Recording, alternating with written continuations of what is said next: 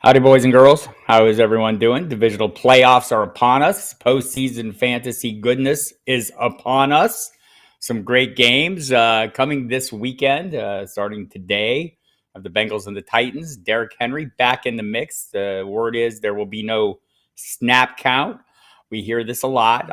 Just take it with a grain of salt. But it does. Look, he's been activated or designated to return from IR in Week 18. So he's had 2 full weeks of practice, actually 3 full weeks of practice now, to get himself ready. He's going to play with the plate. The metal plate is still in his foot. 5 screws holding it where it is. He's got a metal plate in his shoe, an orthotic that'll help support that. So, expecting him to play a significant workload against the Bengals is slightly depleted in the middle.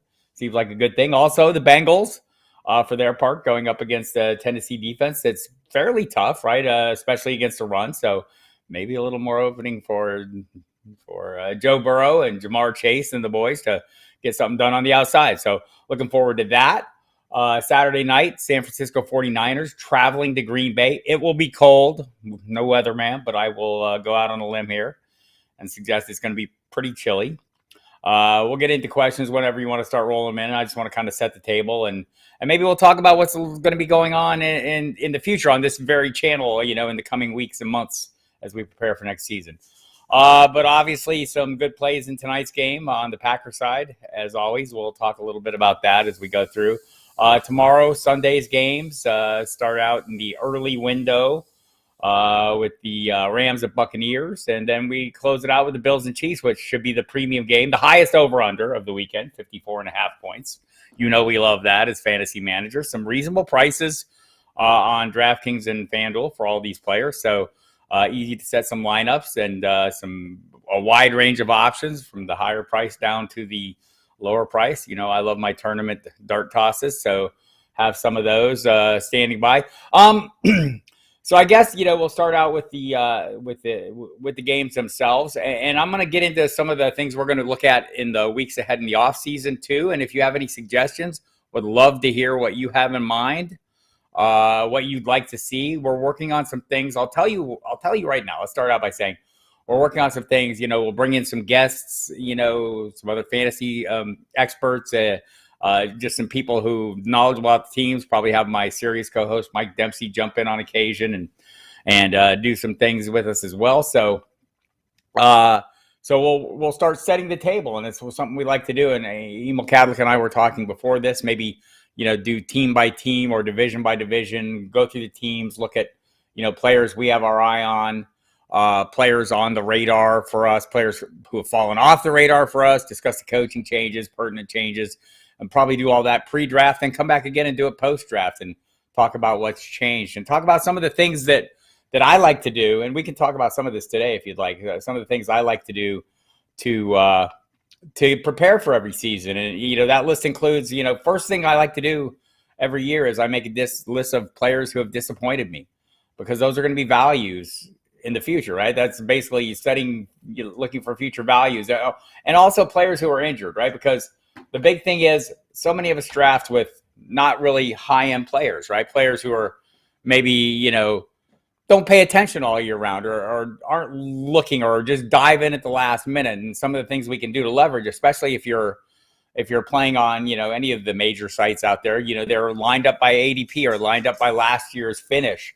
And so it's good to understand what players disappointed us or what players were injured that are going to be way down the radar on those draft lists as we get started before they move into ADP, and before players climb up in ADP. So we'll have a list of those players, standing by is always a great idea to kind of get the ball rolling, especially the disappointing players. That's where, look, I'm all about value. I want cheap. I want discounts. I want guys that are going to outperform. I want free square players. We talk about this every year. We talked about it if you were around this past summer. Did an entire video on free square players, and we'll do more on that because I think it's important, especially in best ball, right? Where you don't need them to show up every week. You just need some players to show up. There's some really cheap plays out there that end up being great plays, right? And and every year we see running backs that nobody drafted, show up and win titles. So those are the kind of players we'll be looking to identify here over the course of the offseason. And part of that is going through the list of disappointing players, going through the list of injured players. We'll discuss coaching changes. To me, when I got into this business 2,000 years ago, one of the things that I felt, and I feel it's not really changed, is, what are the things that we really need to know, right? I mean, a lot of things change, but the coaching philosophies, the head coach, the offensive coordinator, the play caller, the guys who control the players that we're counting on. We're not out there, calling, we're not calling plays. We're not, we're not throwing the ball. We're not wrapping ankles. We're not doing any of the things that, directly impact. We just need to be well informed. And part of being well informed is understanding the desired outcomes of the people in charge.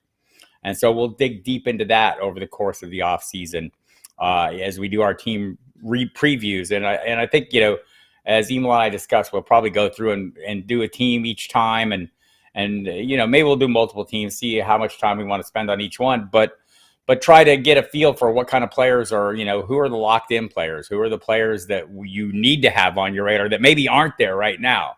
And this will also involve the coaching changes. Look, 8 teams are looking for new coaches right now. Also interesting, most of them, nobody's moving too fast this year. It seems like in the past, or at least the norm has been quick hires, right? Quick fires, quick hires. Oftentimes the replacements are already in place before, the firings, just even as the firings are announced. So, or we have a pretty good idea what the outcomes are going to be, or what the desired outcomes of the teams are going to be, and then they try and work through it. This year, it seems like totally wide open. Everyone's going through a really legitimate process of trying to find out who's best and trying to find the next, the next Matt LaFleur, right? I mean, there's a guy who's come on, and we'll be watching him tonight, coach against the San Francisco 49ers, the team he came from. Kyle Shanahan, assistant, now going up against him. But, 13-win seasons have become the norm in Green Bay. And look, they have great players there as well. Aaron Rodgers and Devontae Adams and Aaron Jones make the job a little easier, but still, the success has been consistent. So like that an awful lot. We'll get into those things for you. So looking forward to doing all that. And of course, the NFL draft, we'll dig into that as well. And then when post draft, we'll go through and start looking again, and we'll start getting a feel for things, as the off-season workouts begin, and start seeing who's unhappy, what kind of quarterback dramas are going to be ongoing. We already know, Russell Wilson is making it clear change has to happen in some form. And now we know the Seahawks, or we have a pretty good idea the Seahawks aren't moving on from Pete Carroll and John Schneider. They did move on from Ken Norton Jr. Maybe a more aggressive defense or a change in defense will be something that helps satisfy Russell Wilson. I don't know that it will, right? Russell Wilson, publicly keeps saying all the right things. We're going to have, I want to win more Super Bowls in Seattle. But behind the scenes, the people who work for Russell Wilson, I suspect that his bidding, are out there telling, the Adam Schefters and Ian Rappaports of the world a whole different story. So we'll have to see how that plays out. I know Michael Sean Dugar from The Athletic talked to him last year when this, the Russell Wilson drama was pretty high end, because he had put out that list, or his people had put out the list of 4 places he would like to play for. And Michael Sean Dugard, came on the Football Diehards show on Sirius XM and basically just said, look, I don't think both these guys being Russell Wilson and Pete Carroll will be with Seattle in 2022. So we'll see. We'll see. Right now, it seems like it's kind of simmering, right? It's not like boiling over or the tension isn't high. I think everyone's in wait and see mode, but you hear the Wilson's people putting out, hey, we're willing to do some changes, and they'll, undoubtedly at some point put out the list of teams he's willing to be traded to. We'll also have to see how Deshaun Watson and that situation plays out as well.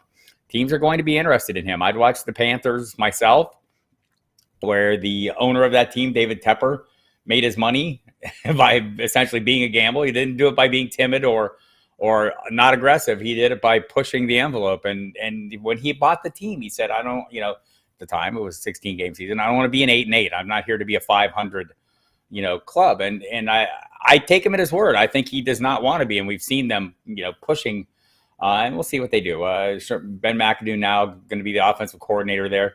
But quarterback has really been the weakness. I don't know, Joe Brady a year ago was a darling and, the former offensive coordinator, and it turns out didn't have great quarterback play. It's hard to be a great offensive coordinator without a good quarterback to operate the scheme. So between Sam Darnold, PJ Walker, and Cam Newton, they did not have that in Carolina. I think David Tepper would like to change that. And if that involves Deshaun Watson, I don't think he'd shy away from it. And I know we'll see. I think Miami probably out of the picture there. I know they'd like us to believe that this was more a Brian Flores push for Watson. Lots of reporting suggests otherwise, that Stephen Ross was a big player in that. So, but also one of the reasons Watson, who also has a no trade clause, was interested in Miami was the presence of Brian Flores. So we'll see. And a lot of the outcomes that we're going to see, and a lot of movement, and maybe some of the player movement we see in free agency is going to come because of coaches land in various spots. People want to play for good coaches. So be some interesting free agency, and we'll be watching that as well as it draws nearer. But there'll be some big names out there floating around available to make the move. So looking forward to that. So all right, I'm going to jump into the games here, and if you have questions, chime in. I'm here for that. If you don't have questions, well, we'll just kind of play this by ear. I usually do an hour here, but if we're not getting a lot of questions and stuff, I'll probably cut it short. But anyway, feel free to ask me about anything at all, including the games we're about to discuss or the off season that's coming. Some of the questions, some of the things we might want to cover, or some of the things you would like to hear or see us address. And I will say this, one of the things I'm trying to get worked on with Hemo Catholic is a way to make this a more interactive, real interactive, where you're not just chatting at me and sending me questions, but maybe a way we can get you into the video, whether you pre-record a question or we can get you in live somehow. I would like to do that. It might be a little tricky. I might be asking too much, but we'll find out. Hello, Andrea. I would play this week Aaron Jones, Mixon, Singletary, Mitchell, Henry. Need one. Is this a one and done kind of situation?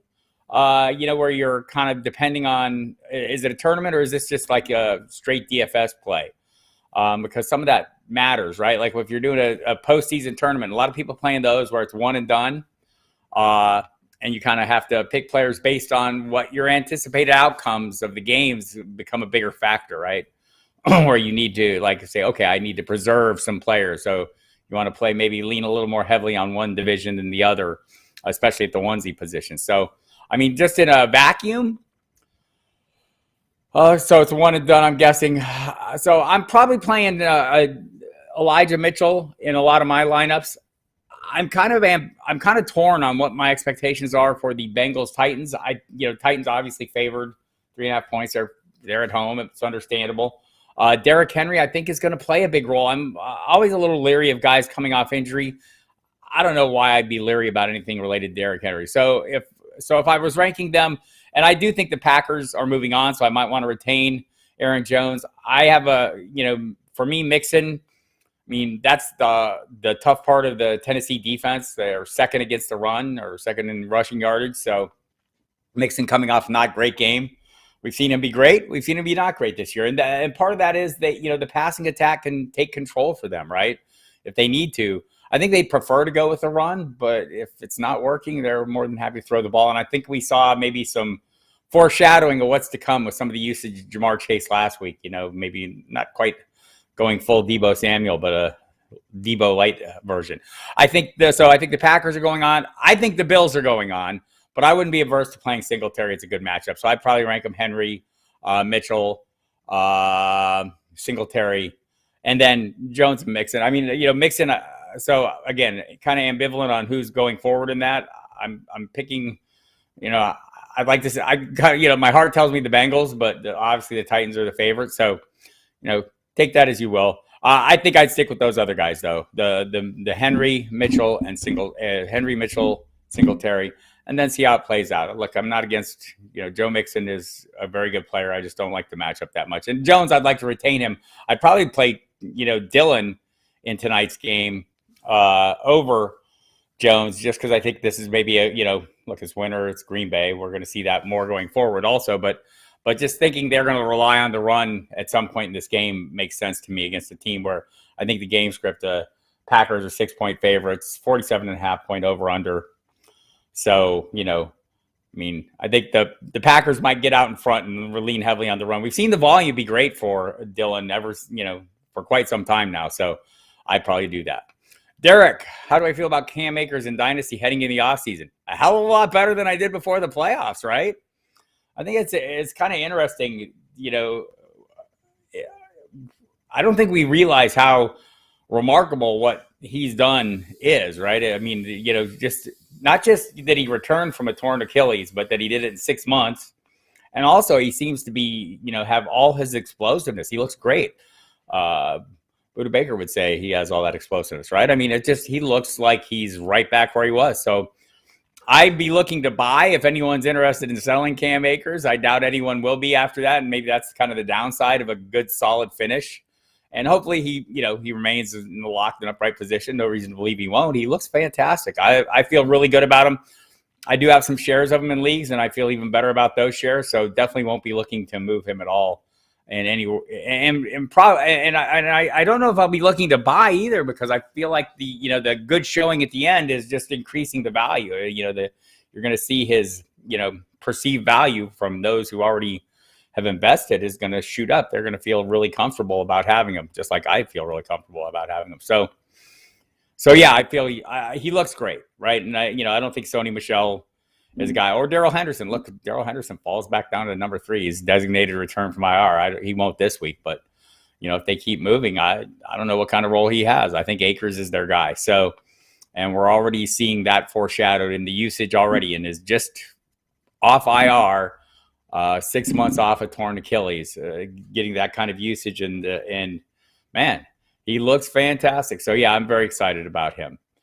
So getting back to the Bengals and Titans, starting today's games, fine playing Derrick Henry. I'm okay playing Joe Mixon, just not a fan of the lineup. I think Joe Burrow might be leaned on a little more heavily, not as interested in Ryan Tannehill. Look, he has that athleticism and the rushing equity, capable scorer. So, look, we're at this point in the season where everyone, has some value, right? I mean, and it's true in the regular season, but, pricing also becomes a factor in whether you want to use these guys or not. So I like Burrow's price. Ryan Tannehill, very cheap, obviously. So on the receiving core, I mean, I don't think I want to play a Titans wide receiver not named A.J. Brown. I'm not sure I want to play A.J. Brown, but could, right? But I mean, Julio Jones, Nick Westbrook-Ikhine, the rest of that crew, the tight ends there, it's just been totally hit or miss. And one thing Mike Vrabel said this week, whether it's Derrick Henry or not, what they're going to do is run the football. They're going to play their usual game. So doesn't preclude people from scoring through the air, but you know what they want to do. You know what they want the focus to be on. On the other side, I mean, I can play any of those 3 wide receivers. I'd feel pretty comfortable with just about any of them. I mean, obviously Jamar Chase is a fine play. I think T. Higgins, kind of the steam's worn off a little bit on him. We were all really excited. And maybe now we're less so. Maybe we shouldn't be less so. T. Higgins, Tyler Boyd, also a reasonable play. Just checking the pricing on DraftKings. You might want to almost play it. Chase 7,100 this week. Higgins 5,700. Boyd down there at 4,800. CJ Uzama not eager to play him, but maybe more of a tournament play. But I do, kind of like him as well. So I think a lot of good plays in this game on the Bengals passing side. And look, game script matters in all times, but I think the Bengals, tend to keep their foot on the gas a little bit, and they're not afraid to rely on that passing attack, especially if the rushing attack isn't working. So some of this is going to hinge on what Joe Mixon is doing, right, against that very tough run defense, and that's my concern there. So the Titans tight ends, I mean, your guess is as good as anybody's. If you're throwing a dart, they're all capable of scoring, or they get sufficient usage to score. So don't have a prediction on which one. Looking at the Saturday night game, Niners at Packers. Again, Packers a 6-point favorite, playing Chase and Cup. I'd play them. I feel really good. I think I've done a couple one and dones. So I'll get into that game, but I think the Rams, the line ends here, so I'm getting some of those players in. I'm playing a lot of Matthew Stafford and a lot of Cooper Kupp and some Odell Beckham as well, and not shying away. So the Niners and Packers, though, obviously Aaron Rodgers, great play. Also, you're going to pay for that, right? I mean, what's the price? I think he is not the most expensive, but third most expensive, about where you'd expect, right up in that same range. Josh Allen, 7,600, Patrick Mahomes, 73, Aaron Rodgers, 7,100, Tom Brady, 6,800. So all the quarterbacks below that are the quarterbacks I kind of like, except for Jimmy Garoppolo, who doesn't have a great playoff history and is playing hurt. Right, just don't need to take that chance unless I'm trying to be totally contrarian, which is okay. Contrarian is nothing wrong with that. So, Aaron Rodgers, Devontae Adams, can't go wrong there. I think that's an unstoppable duo when they want to be. There will be no Marquez Valdez-Scantling in this game. He's listed as doubtful. Can't imagine him making it on the field. Randall Cobb comes back for the Packers, so he'll be a factor. But it's hard for me to go beyond the top. If you want to take your chances on the Allen Lazards and Equinemius St. Browns of the world, or any of the tight ends in Green Bay, Josh DeGuara, I'm, Mercedes Lewis. I'm not all in on any of those plays. I'm trying to keep it to the narrow band, and the narrow band being, to use steal from Jeff Mann's, the core four for me in that offense is Aaron Jones, Aaron Rodgers, Devontae Adams, and A.J. Dillon. And this week, especially in tournaments, I'm playing Dillon a lot because I think the Packers move on, and I can retain Aaron Jones and still have him available. So feel pretty good about that. For the Niners, I'm playing the hell out of Elijah Mitchell. I think they need to run the football, and maybe they can do it fairly successfully against Green Bay. Green Bay gets some defensive players back, but mostly in the pass rush department. Zadarius Smith, Whitney Merciless back. Jair Alexander should play. So, I know Kenny Clark's going to be waiting for Elijah Mitchell, but I think that's going to be the approach, and we'll see plenty of Deebo Samuel. Fine playing him as well on that side. Not interested in playing a beat-up Jimmy Garoppolo, and who doesn't have a great postseason history. George Kittle, fine playing him. It's been a quiet couple of weeks. Does he turn it back on and go nuts? I don't know. Is he more of a blocker in this one? He's happy with either. That's part of the issue, right? He's perfectly happy just being a blocker. So, so those are the guys that I'm focused in on. Elijah Mitchell, Deebo Samuel. Brandon Ayuk, I think, is a great price and a great value on DraftKings. Let me double check and see what that is. I'm playing off memory here. $5,200, cheaper, a little cheaper than Odell Beckham, T. Higgins. So pretty good group. There's a lot of outlier guys that I like as well. We'll talk about some of those too in the other games. Rams and Buccaneers. Again, I'm playing a heck of a lot of Matthew Stafford, a heck of a lot of Cooper Kupp. I could play Cam Akers. I mean, he looks like he's moved back into the lead role.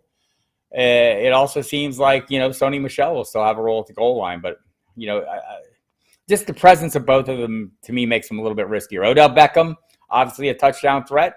Van Jefferson's kind of fallen off the radar for me, but he's a great value play. Tight end Tyler Higbee, I like a lot this week. I think Higbee's been great, gets lots of red zone targets. Not the best matchup for tight ends. Buccaneers haven't given up, I think, like 2 touchdowns since the middle of the season, but also they've got a pretty good catch rate, the tight ends, and the usage has been great for Higbee in recent weeks. So I wouldn't be averse to playing him as well. And the price is right also on him. On the Buccaneers side of the ball, the injuries are an issue. We'll see Leonard Fournette should be added to the active roster at some point today, I would guess by 4 p.m. Eastern time. We'll find that out. So we'll have a pretty good idea. If he doesn't play, we saw a good split between Giovanni Bernard and Keyshawn Vaughn. Both of them will be available to play. Ronald Jones has been ruled out.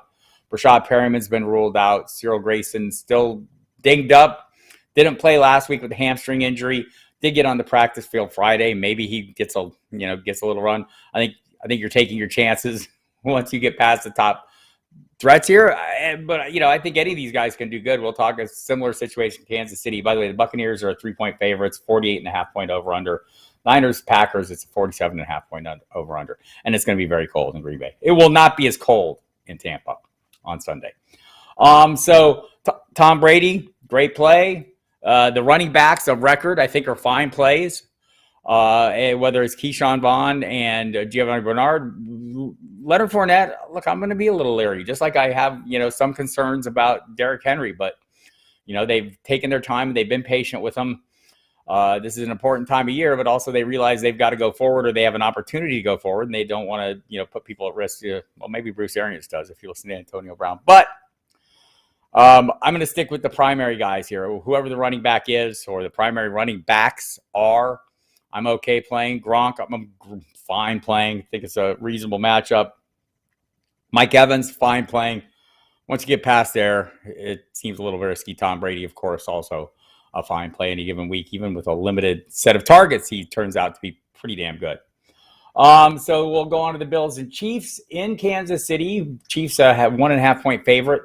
54.5-point over/under. Don't you love that? I love a high over/under. I always take the over, everybody. I do, because I can't help it. I'm rooting for it. I have a rooting interest in the over every single time. Both quarterbacks, great plays, both high priced on DraftKings, as you would expect.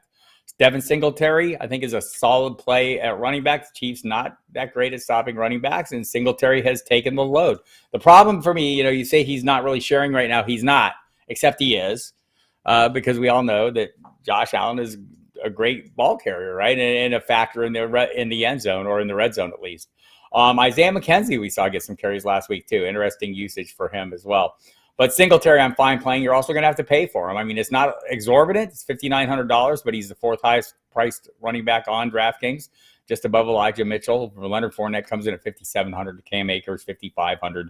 Sony Michel, $53. Clyde Edwards-Helaire, great value, low price. He is off the injury report. He's $5,200. I'm guessing we'll see some Jerick McKinnon as well. I don't know that I'd want to go so deep as to play McKinnon, but maybe as a tournament play. I think there's a lot of tournament plays in this game, right? Cheap options that are going to, have an opportunity in a high over/under game or a high scoring game anticipated. So any of those guys. So, Allen, Singletary, Dawson Knox, I think is a great play. Also pretty well priced in the tight ends, considering all things considered. He's like down, I think, fourth highest on DraftKings, $4,900. So outside the $55,000 range. Kelsey is $6,500 on the other side of the ball. Can play him, can play Tyreek Hill. We'll play Clyde Edwards-Helaire, Patrick Mahomes, like all the top guys. After that, I'm fine taking chances with just about any of those wide receivers. Byron Pringle is my player of choice. He's been targeted at least 4 times in the last 5 games, has 4 touchdowns over that span. Granted, they were both 2-touchdown games, a pair of 2-touchdown games. But I like him an awful lot. You're going to have to pay a little bit for him, though. He's not among the cheaper of the lower end options, right? $4,200 as opposed to, Gabriel Davis is more expensive. Julio Jones is more expensive. So I like him better than those guys a little bit, just like taking my chances. I don't think the role is that much far off of what Julio Jones does. I think Gabriel Davis is a great play as well. But getting down to a little deeper, Emmanuel Sanders at $4,100. I'm fine with Beasley, $4,000. I think that's a pretty good value.